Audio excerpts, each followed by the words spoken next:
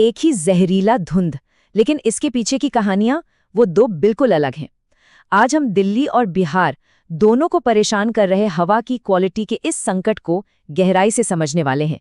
एक ऐसी हकीकत जो हम सबको कहीं ना कहीं छूती है।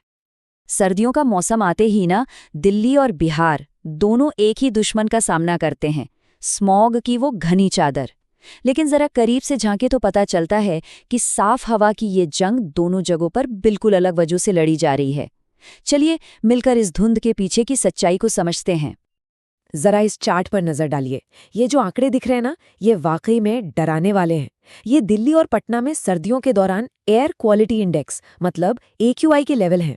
अब देखिए, AQI हमें बताता है कि हवा कितनी साफ या प्रदूषित है, और 300 से ऊपर का कोई भी आंकड़ा मतलब खतरनाक। तो ये सिर्फ नंबर नहीं है, ये एक तरह की पब्लिक हेल्थ इमरजेंसी है। तो आखिर इस कहानी में सर्दी ही विलेन क्यों है? असल में इसके पीछे ना एक सीधी सादी फिजिक्स काम करती है। सोचिए, ठंडी हवा भारी होती है और वो शहर के ऊपर एक कंबल या कह लीजिए एक ढक्कन जैसा बना देती है। और ये ढक्कन ये सारे प्रदूषण को जमीन के पास ही फंसा लेता है। बस इसी धुएं और कोहरे का जहरीला कॉकटेल बन जाता है स्मॉग। ठीक है, तो सवाल ये उठता है कि इस हवा में आखिर है क्या? मतलब ये जो प्रदूषण है या आ कहाँ से रहा है? यहीं पर कहानी दो रास्तों में बढ़ जाती है।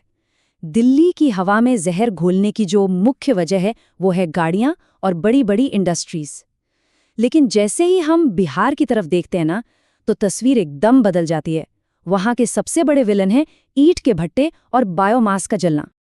दिल्ली की बात करें तो यहाँ गाड़ियों का जबरदस्त ट्रैफिक, बड़े बड़े कंस्ट्रक्शन प्रोजेक्ट्स और फैक्ट्रियां, ये सब मिलकर हवा को जहरीला बना रहे हैं। और तो और पंजाब और हरियाणा से पराली का धुआं भी हवा के साथ बहकर यहीं आ जाता है।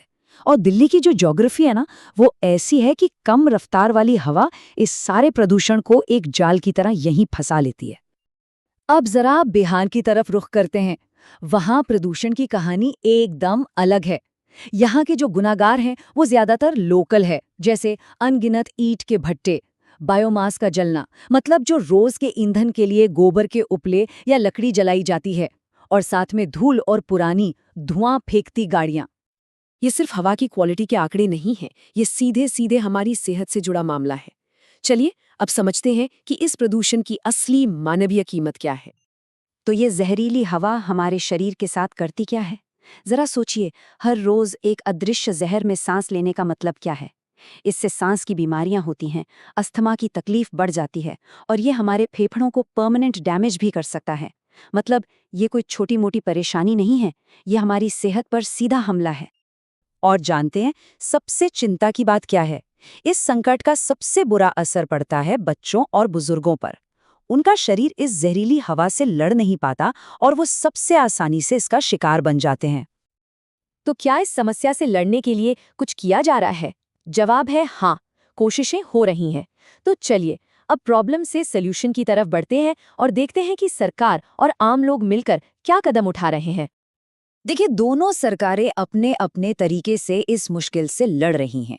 दिल्ली में ऑड इवन जैसे ट्रैफिक कंट्रोल के साथ साथ स्मॉग टावर और ग्रीन वॉर रूम जैसे हाईटेक सॉल्यूशन आजमाए जा रहे हैं।